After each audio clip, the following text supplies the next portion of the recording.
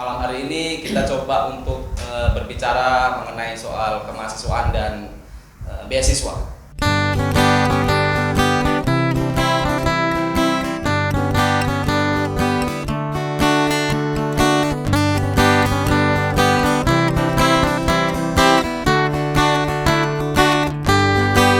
Ciro Ludeng Pak Pite Gondol Kucing, kembali lagi di podcast Iki Permuja. Malam hari ini bersama saya, host podcast ini Permuja, Sofyan Kuncoro. Malam hari ini kita sudah kedatangan dua narasumber. Yang pertama ada Bapak Dr. Insinyur Haji Munari ST SHMM.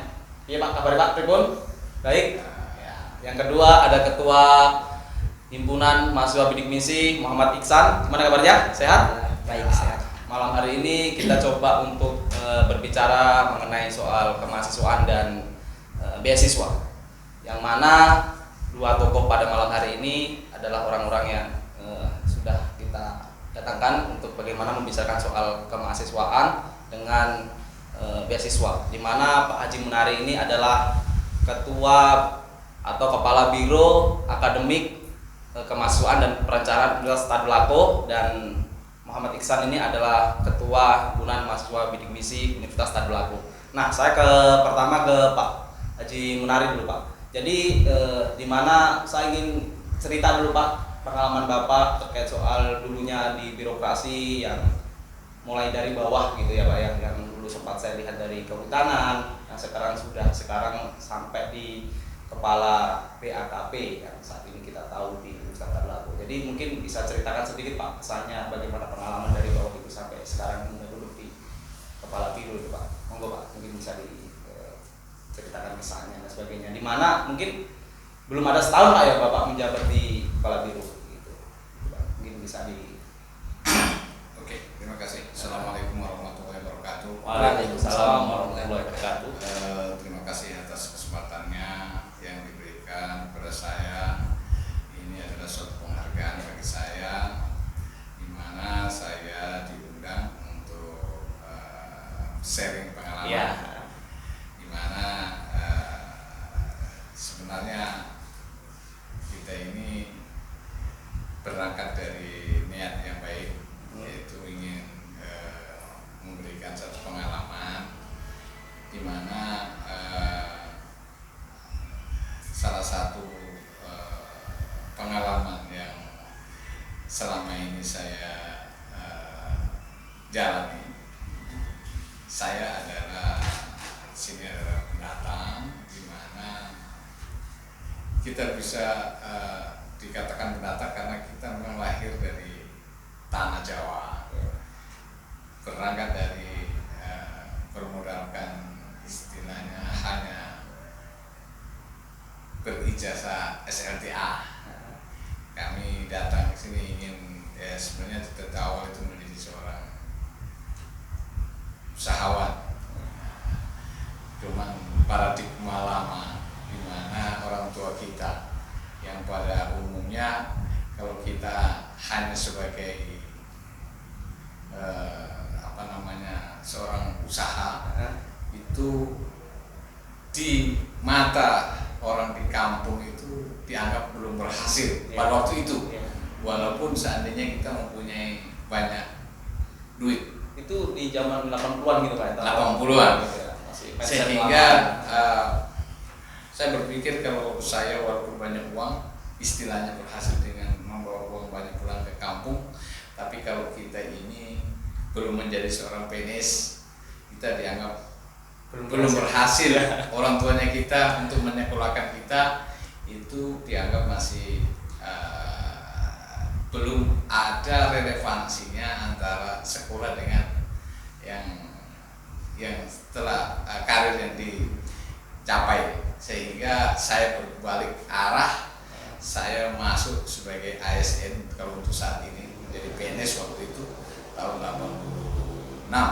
Saya terhitung sejak tahun 86 sudah sebagai PNS dengan golongan 2A. Berangkat dari pangkat yang sangat relatif biasa, yaitu tidak juga rendah tapi ya bisa dikatakan rendah, karena itu pada pangkat yang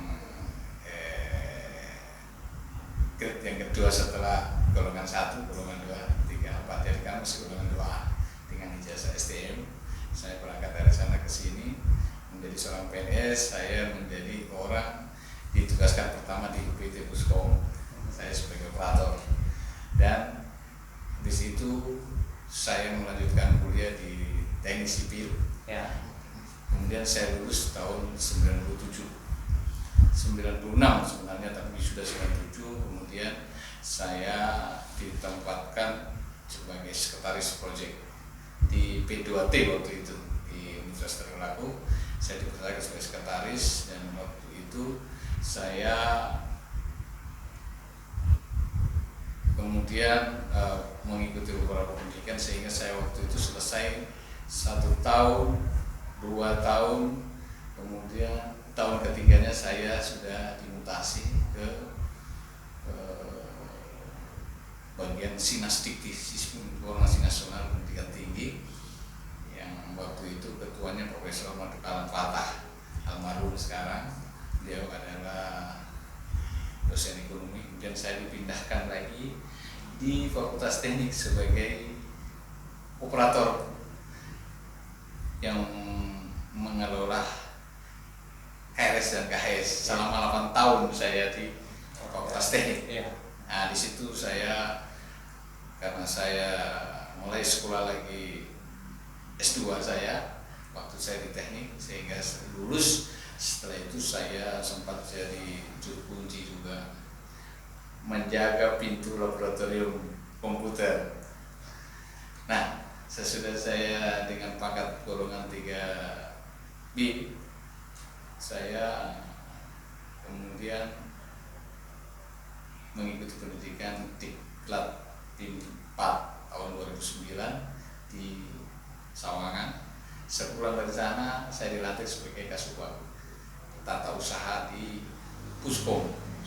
Setelah 2 tahun di Puskom, saya dimutasi di Fakultas Ilmu Sosial dan Ilmu Politik menjadi Kasubag Kemahasiswaan selama 4 tahun. Setelah saya 4 tahun di situ, saya dimutasi sebagai Kasubag Akademik dan Evaluasi di BAKP. Hampir 2 tahun di situ saya dipromosikan menjadi eselon 3, yaitu Kepala Bagian Tata Usaha di Fakultas Kehutanan. 2 tahun, 1 tahun lebih, ya hampir 2 tahun saya dimutasi lagi di Rektorat, yaitu sebagai Kepala Bagian Tata Usaha dan Barang Milik Negara. Setelah itu di Badan Usaha Milik Negara saya diikutkan pendidikan Diklat Pim 3, yaitu di Serpong selama 4 bulan. Sebulan dari sana saya bisa mengikuti open bidding, yaitu seleksi terbuka pimpinan tinggi pertama, yaitu sebagai Kepala Biro Universitas Trisakti.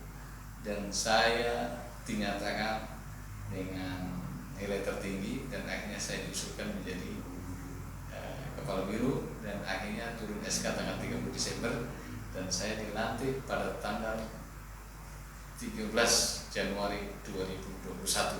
Luar biasa. Nah, ini saya sekarang menjabat sebagai Kepala Biro mulai tanggal 13 sampai saat ini, yaitu kurang lebih 6 bulan. Jadi dengan jabatan yang baru ini yang bisa dikatakan baru seumur jagung, saya sudah mulai belajar menggali tugas-tugas yang diamanatkan kepada saya untuk sebagai Kepala Biro, di mana Kepala Biro ini membidangi akademik, yaitu dengan 3 koordinator dan 8 subkoordinator, di mana koordinator pertama yaitu bagian akademik dan kerjasama. Ini yang membawai 4 para subkoordinator. Kemudian Kasub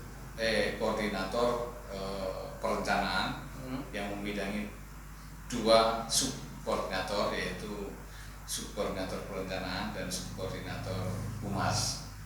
Kemudian koordinator yang ketiga yaitu kemahasiswaan yang membidangi 2 subkor, yaitu subkor kemahasiswaan dan subkor pelayanan kesejahteraan mahasiswa.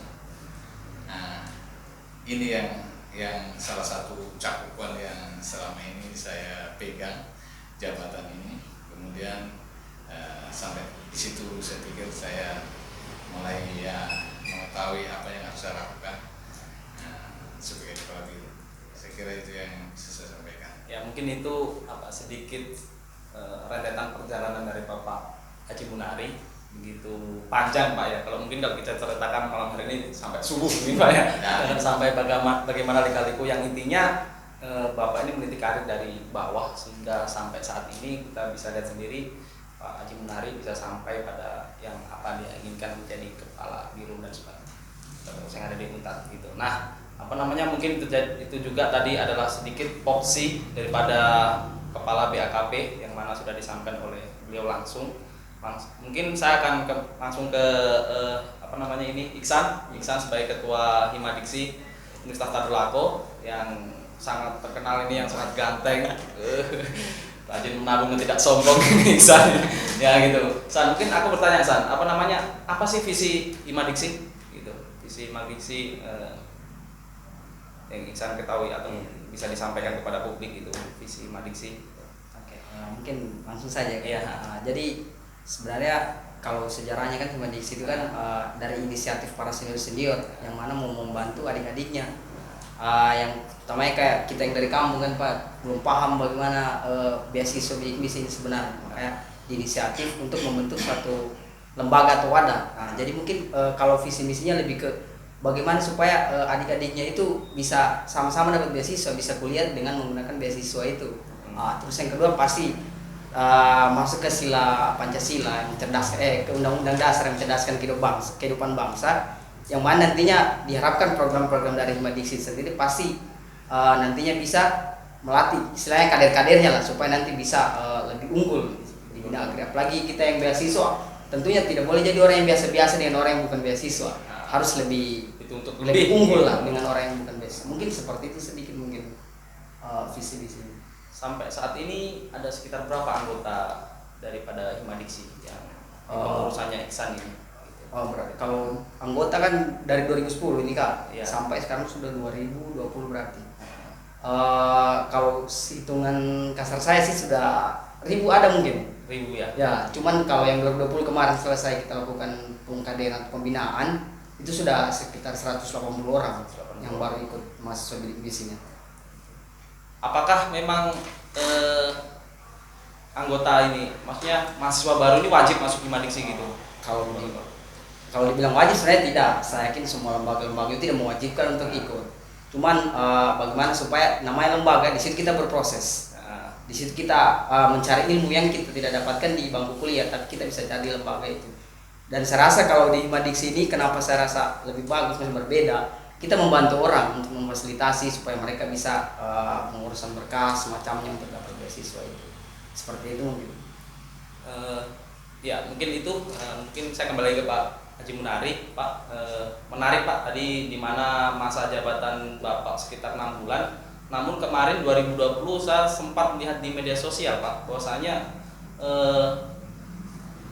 dalam Bapak bisa melihat joki Pak kemarin. Ada penangkapan joki yang ada di Universitas Tadulako saat penyelenggaraan PTN untuk masuk ke Universitas Tadulako. Nah, salah satunya saya lihat Pak Haji Munari salah satu di situ yang punya peran Pak ya, kurang lebih gitu. Mungkin bisa dijelaskan Pak, apakah nanti di momentum yang mungkin bulan depan kita juga melihat bahwasanya Universitas Tadulako akan menyelenggarakan PTN untuk jalur mandiri.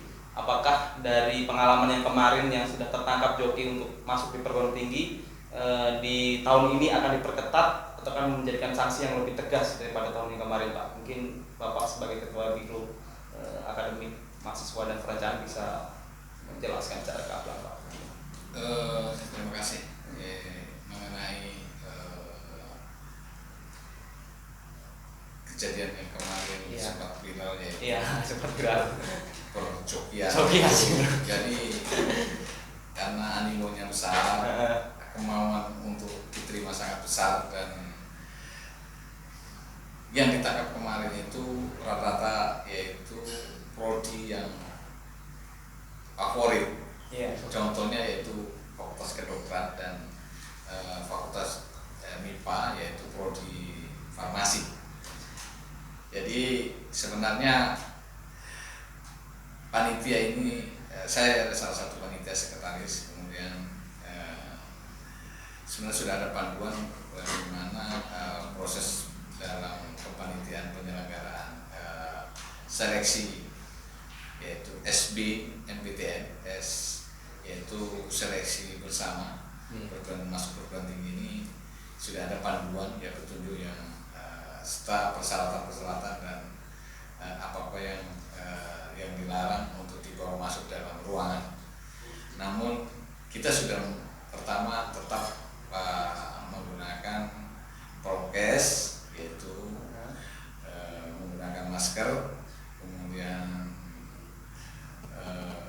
cuci tangan dan menjaga jarak antara satu kursi dan kursi yang lain. Kemudian dalam proses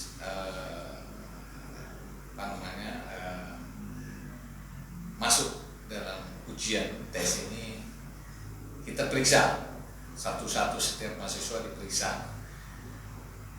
Ya, dalam pemeriksaan itu ternyata kita tidak pernah sampai pikiran bahwa akan terjadi kecurangan, karena kita sudah periksa satu-satu, mulai dari namanya, kemudian fotonya kita perhatikan. Oke, tidak ada masalah begitu. Pada proses perjalanan yang hari kedua atau ketiga kemarin itu, ternyata karena ini tes ini menggunakan UTBK, yaitu sistem ujian tes menggunakan komputer, di mana jawaban itu ini kan CAT. Jadi jawabannya dan soalnya itu langsung dengan menggunakan komputer yang langsung dijawab. Salah satu panitia yang berlokasi di SMK 3 melihat ini, pengawas ini dari belakang, ada yang mencurigakan. Kenapa? Jadi pengawas ini melihat gerak-gerik daripada peserta ini, dia tidak mengerjakan tapi gelisah. Kegelisahan ini kenapa? Ini anak cuma miring ini. Ternyata dia mengarahkan itu lensa kamera itu ke komputer, di mana dia akan menjawab nomor sekian, dia akan melihat yang dia pakai sistem modem yang didesain dengan menggunakan kaos hitam, kemudian dirobek di sini di silet, kemudian di dalamnya dikasih kanebo dijahit dengan tangan, kemudian itu HP-nya dikasih masuk dengan dia dikasih lihat kameranya saja. Jadi dia menggunakan jaket, jadi baju tapi bajunya tidak ditutup semua, karena di sini memperlihatkan supaya kelihatan begini. Sehingga di sini mouse begitu muncul kasih klik begini. Nah, dia itu di sini menggunakan handset yang sangat kecil, lebih kecil dari tasbih yang ujungnya itu kecil sekali. Nah, dia pakai modem. Jadi jawaban setelah di layarnya di situ sampai nomor 1. Sana sudah monitor, sehingga yang bersangkutan langsung menjawab itu nomor 1B, nomor 2 ini, nomor C, dan seterusnya. Sehingga karena itu curiga, langsung dilihat, diperiksa oleh panitia, akhirnya dibawa keluar untuk diinterogasi. Nah, setelah diinterogasi, dia mengaku bahwa yang bersangkutan yaitu berasal dari luar kota, yaitu dari Tanah Toraja. Dan begitu kita ketat, berikutnya didapat lagi 3 orang. Dia sasarannya Fakultas Kedokteran dan rata-rata dari Tanah Toraja. Kemudian dia ada jaringannya. Dia setelah diperiksa HP-nya ternyata ada grup WA-nya. Di mana itu ada sekitar 15 orang. 15 orang yang untuk joki itu Pak. Ya, Jadi mereka yang dia bukan joki. Sebenarnya dia bukan joki. Dia peserta, tapi dia menggunakan joki jarak jauh. Jarak jauh. Dia punya sindikat. Dia ada yang mengendalikan. Karena itu dia datang pagi menggunakan pesawat, langsung dia ke hotel, langsung ganti baju, langsung dikasih kaosnya sama. Antara yang lain ini sama. Model dijahitnya juga pakai kanebo warna kuning di dalamnya. Nah itu saya pikir yang terjadi sehingga dia dikeluarkan dan dianggap bahwa sudah di blacklist gitu. Blacklist dan tidak akan bisa lulus karena langsung dilaporkan ke BNP di pusat untuk panitia pusat. Kemudian dinyatakan dia langsung dikeluarkan dari pesertanya. Nah itu jadi kemudian untuk berikutnya ada instruksi bahwa kita harus pakai detektor. Akhirnya kita ini luar biasa sekali bisa terlalu ini. Jadi sekarang kita akhirnya menggunakan detektor. Sehingga kalau ada sesuatu yang simpan di sana bisa diketahui. Nah itu, saya kira itu yang. Ya jadi sekarang lebih canggih untuk adik-adik khususnya yang melihat channel ini, mungkin untuk minggu depan untuk penyelenggaraan SMPTN dimohon untuk sejujur-jujurnya bahwasanya sepandai-pandainya kita menyembunyikan bangkai pasti akan tercium, dan pihak Unpad pun akan lebih memperketat dengan menggunakan metal detektor yang pastinya akan bisa mendeteksi teman-teman apapun teman-teman lakukan gitu. Dari pengalaman tahun kemarin yang telah kecolongan soal pihak joki dan sebagainya gitu. Ya mungkin kita sambil diskusi, mungkin kita bisa sambil minum-minum kopi, santai saja mungkin Pak ya gitu. Mungkin itu. Kopinya guys. Kopi lur. Oke, leco. Sampai kopi apa teh? Oke. Itu dicat. Masih dicat. Ya mungkin sambil ngopi kita saling jeruput kopi lah. Ayo sambil diudak kopi susu ini. Kopi hasilmu ya. Ya ini kopi KKJST Robusta asli. Di roasting dengan sepenuh hati oleh kopi, diproduksi oleh Kopi Kaili. Ya, ini kopi KKJST. Mari kita seruput. Cara ini mas. Masuk. Monggo Pak, tanya.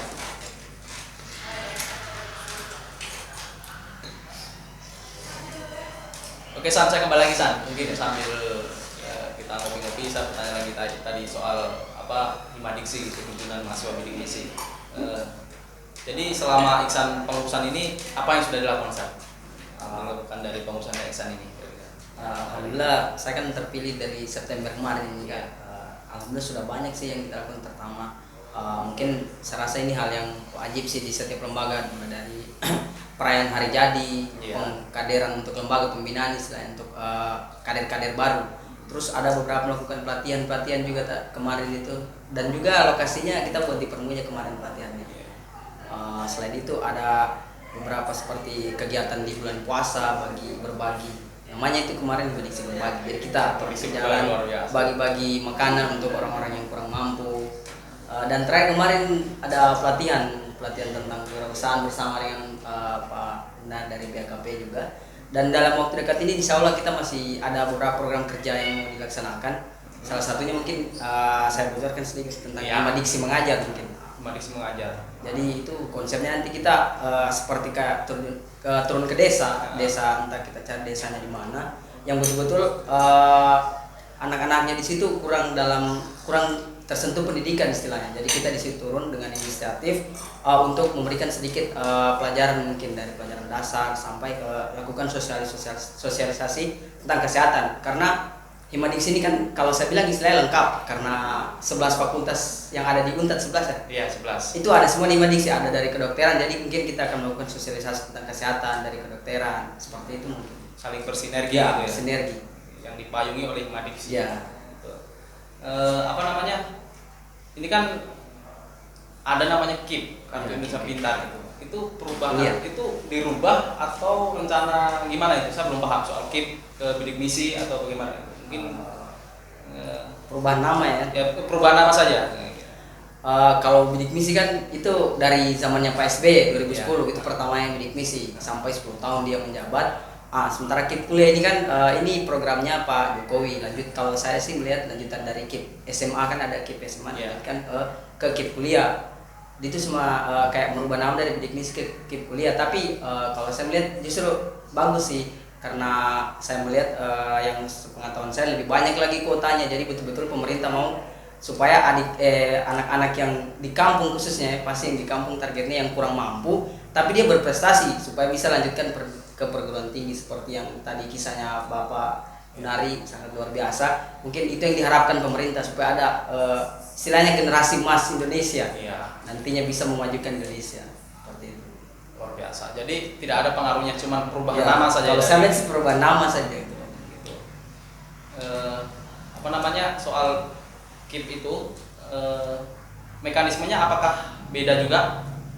Kalau langsung saja kalau mekanismenya hampir sama sih, cuman hanya saja kalau bidik misi yang saya paham itu kemarin kan kalau bidik misi dia harus ada rekomendasi dari sekolah. Ya. Direkomendasikan bahwa siswa ini bisa untuk diajukan beasiswanya. Nah, sementara KIP kita bisa lebih mandiri untuk mendaftar. Jadi tinggal siswanya nanti tinggal login di akun KIP-nya itu kip.co.id. Terus nanti tinggal buat akun dulu, nanti masukkan email sama password, nanti dikirim ke emailnya kita itu kode akses dan passwordnya. Terus kita login ke situ, tinggal kita isi biodata yang ada dalam situ. Nanti tinggal isi, setelah itu tinggal kalau memang dia mau mendaftar di SBMPTN, tinggal disinkronkan dengan SBMPTN atau SNMPTN. Untuk di SMPTN ini kira-kira masih adakah untuk pendaftaran di KIP kuliah ini? Kalau saya pengetahuan saya sudah coba bicara dengan pengelola juga. Dia kemungkinan masih sementara dan karena SB kan belum pengumuman ini. Oh, menunggu ya, kalau pengumuman daripada SB. Pasti ada untuk SB. Mungkin lebih jelas Bapak yang bisa ada tidak untuk mandiri nantinya. Tapi tetap sebagai Himadiksi, ketua Himadiksi memberikan informasi itu secara meluas ya. Secara general. Kita kan ada sosial media, Instagram, dan juga ada grup WA. Jadi siswa-siswa yang 2021 kita masukkan dalam grup itu. Jadi situ kita berbagi informasi tentang apa yang mereka tanyakan. Ada juga dari Himadiksi ada divisi advokasi namanya.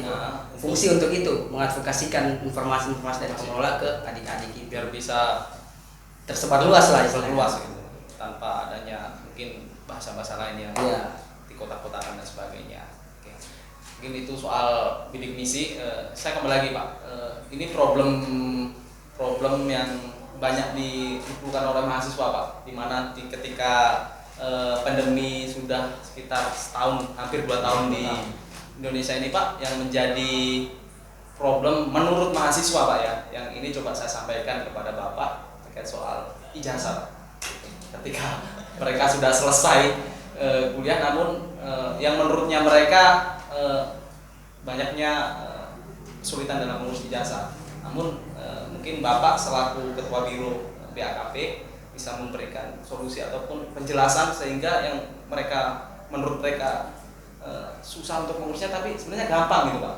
Cuman mungkin saya belum paham soal itu. Monggo Pak, mungkin bisa di soal ijazah itu. Terima kasih ya. Kalau mengenai pengurusan ijazah saya kira tidak ada masalah. Ya. Setahu saya tidak ada masalah karena cuman sekarang ini pandemi kan. Iya. Pertama pandemi ini belum ada, baru satu kali ada pelaksanaan wisuda online tahun 2020 yaitu bulan Agustus hanya satu kali itu. Jadi hampir 1 tahun lebih belum ada wisuda yang offline ya sejak bulan Januari 2020 sampai sekarang ini belum ada wisuda secara offline karena tingginya penyebaran kemarin rencananya sih Desember dan sampai Januari, ternyata tren dari penyebaran COVID-19 ini belum reda. Kemudian bicara mengenai jasa, jadi sekarang ini ada perubahan sistem cara pengurusan jasa, di mana pada saat lalu itu sistem penerimaan ijazah, proses dalam pencetakan ijazah itu masih dilakukan secara manual. Datanya di Dikti belum terlalu dituntut. Jadi sekarang ini semua harus berpangkal dari data Dikti. Jadi pangkalan data pendidikan tinggi. Semua proses-proses itu bisa dipantau lewat Dikti. Nah, sebelum tahun 2021 ini sistem pencetakan ijazah itu masih menggunakan nomor manual. Jadi nomor itu berdasarkan nomor di buku besar.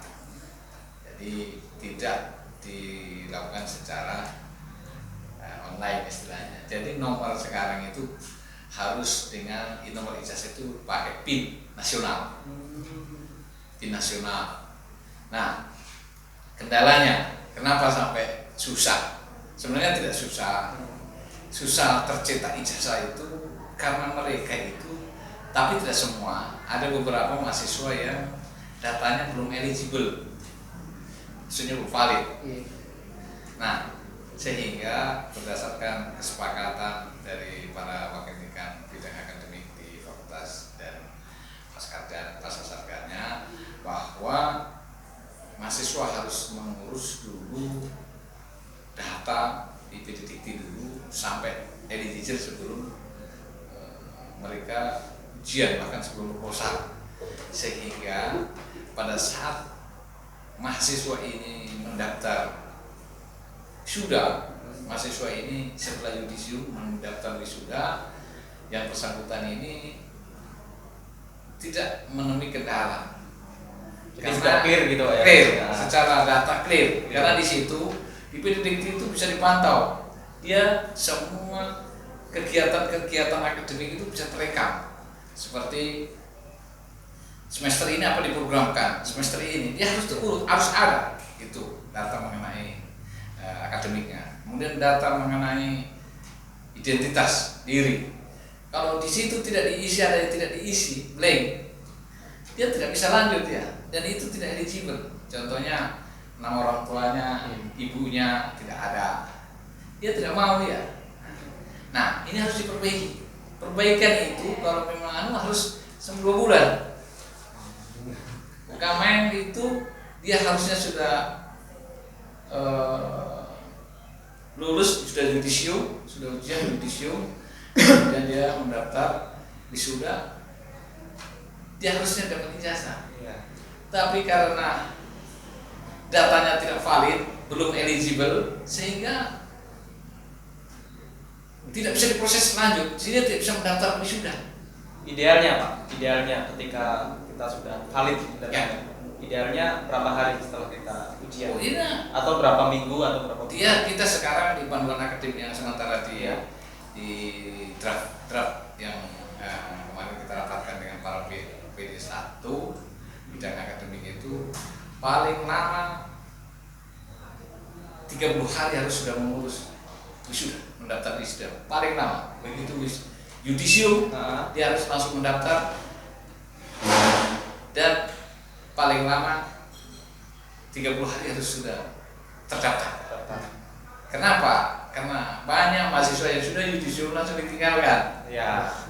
Sehingga mereka, apakah kita disuruh ngurusin itu terus? Ditinggalkan terus belum valid lagi Pak. Nah itu dia biasa ditinggalkan terus belum valid. Dia terus menghilang. Begitu 10 tahun dia perlu ijazah, dia tanya, saya mau ngurus ijazah. Dia tidak punya berkas juga tidak ada, belum valid. Nah ini kan masalah. Jadi makanya sekarang dihimbau kita dimasukkan di panduan akademik berdasarkan hasil rapat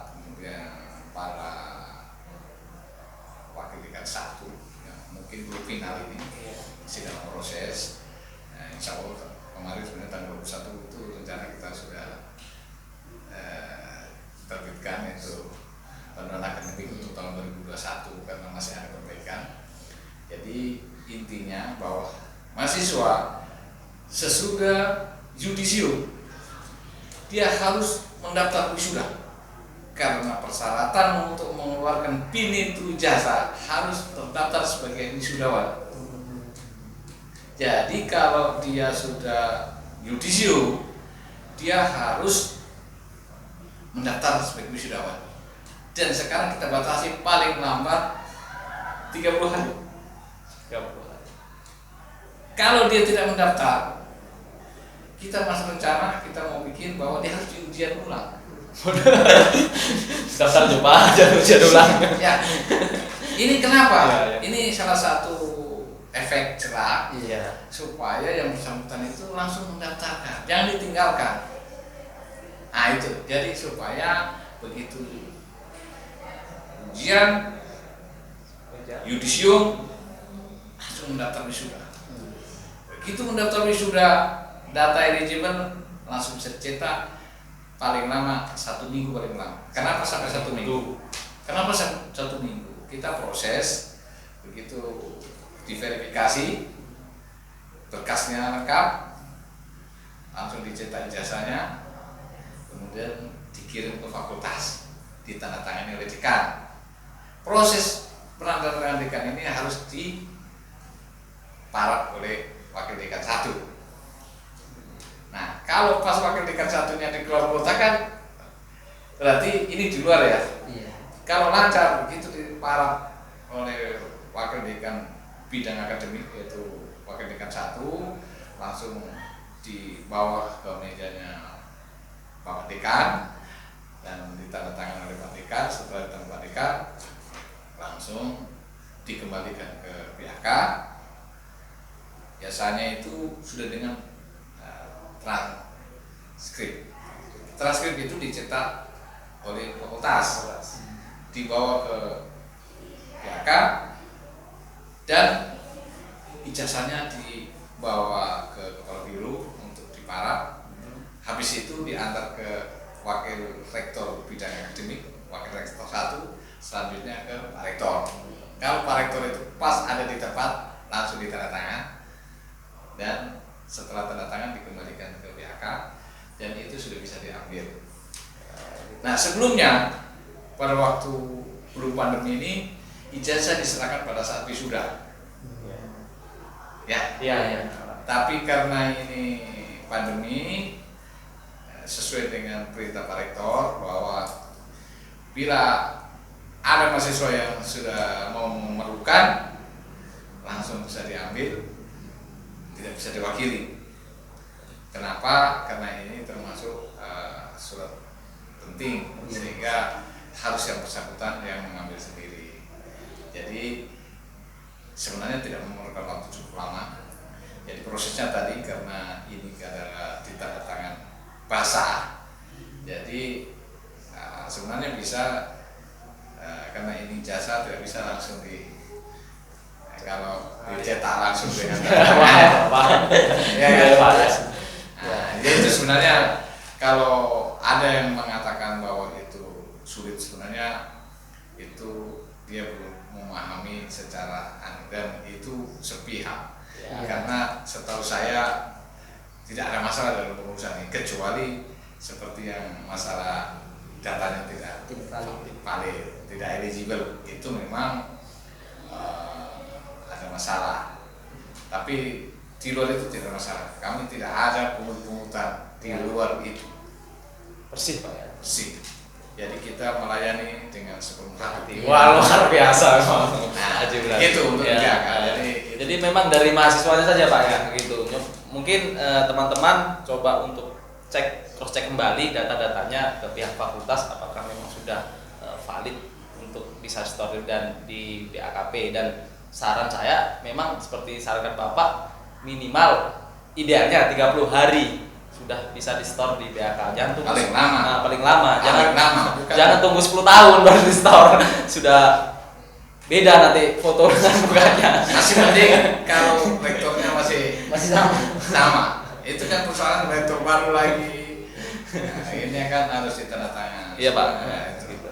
Ya mungkin Itu saja podcast kita pada malam hari ini. Mungkin saya minta closing statement dari Bung Iksan untuk kepada teman-teman mahasiswa baru, mungkin ada semangat atau quotes yang diberikan oleh Ketua Himadiksi yang luar biasa ini untuk teman-teman peserta didik baru atau mahasiswa baru yang akan datang dan bergabung di misi selanjutnya gitu. Monggo Mas, bisa disampaikan. Mungkin kalau statement saya mungkin sedikit saja.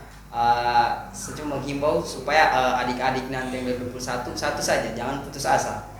Dan yang kedua, karena kenapa saya bilang jangan putus asa? Kita ini orang, kalau saya bilang sendiri, kita ini orang kurang mampu, tapi di Indonesia sendiri banyak sudah beasiswa yang diberikan. Maka dari itu jangan putus asa, gapai asa itu. Kalau kita punya slogan bidik misi, menggapai asa, memutus mata rantai kemiskinan. Meretas kemiskinan. Ya. Jadi jangan putus asa, banyak yang bisa kita lakukan. Walaupun kita kurang mampu, kita bisa kuliah dengan beasiswa. Seperti itu mungkin. Itu saja, jangan putus asa. Jangan putus asa. Gitu. Mungkin Pak, sebagai Kepala Biro BAKP bisa memberikan quotes untuk mahasiswa, khususnya mahasiswa Universitas Tadulako secara menyeluruh gitu Pak. Terima kasih, saya tadi kan belum saya quotes mengenai bidik misi, tapi saya tidak perlu. Tapi bidik misi ini kan diberikan kepada bagi mahasiswa yang miskin tapi berprestasi. Prestasi. Sebenarnya itu. Jadi saya minta kepada mahasiswa yang sudah mendapatkan beasiswa maupun calon mahasiswa harus berusaha mempertahankan prestasi. Pertahankan itu. Karena kalau beasiswa yang diberikan ini kan hanya 4 tahun. 4 tahun itu 8 semester. Jadi harus dengan IP yang cukup bagus. Karena setiap semester ada evaluasi. Dan kalau itu didapati bahwa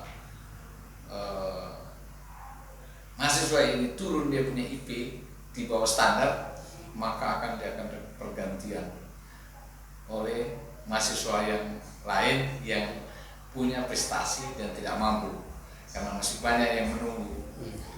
Kemudian yang kedua, bahwa bidik misi ini untuk nama bidik misi dan KIP itu saya sedikit, artinya ini penegasan, tapi saya bisa ulas sedikit bahwa bidik misi itu berlaku sampai angkatan 2019, 2020 dan sampai saat ini, sampai sekarang ini menggunakan istilah KIP kuliah. Nah, untuk KIP 2021 mendapatkan peningkatan biaya hidup. Yaitu untuk Kota Palu ini ada 3 klaster kemarin. Untuk Kota Palu itu biaya hidup per bulannya 1.250.000. Kemudian untuk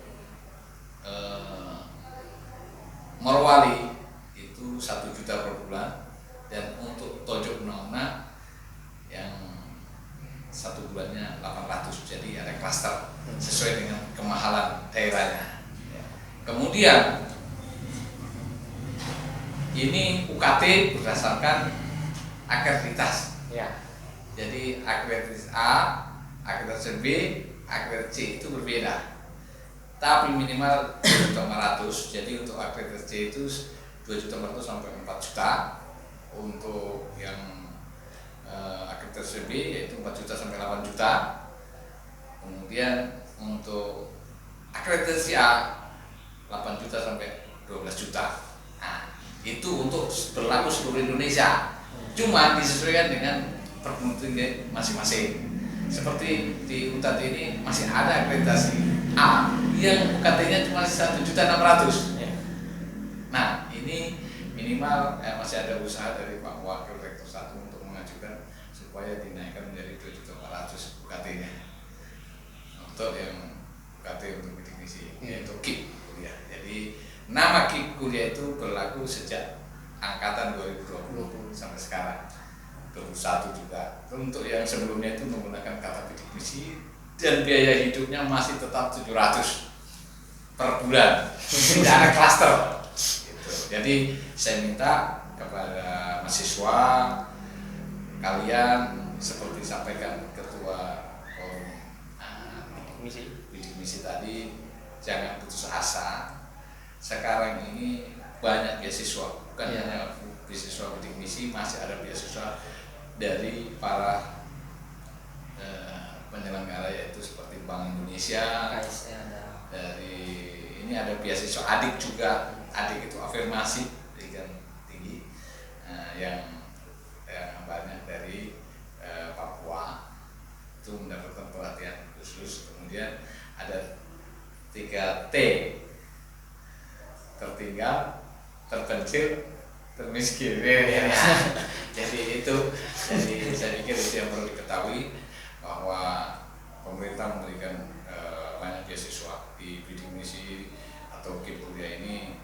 Untuk kuota tahun 2021 ini Universitas Tadulako masuk urutan kedua. Jadi dari 10 besar yang mengajukan bidik misi, kuotanya 2021 ini 1.900. Dan kemarin sudah di SN itu kuotanya 750, yang terjaring baru 675. Nah ini untuk yang SB itu 1.000 lebih sedikit. Jadi yang diluluskan 1.800. Jadi hampir 5.800 yang mau dieliminir. Nah, ini sekarang dalam proses verifikasi. Mudah-mudahan yang mendengar ini nanti yang melihat masuk dalam istilahnya terjaring yang 1.900 orang ini.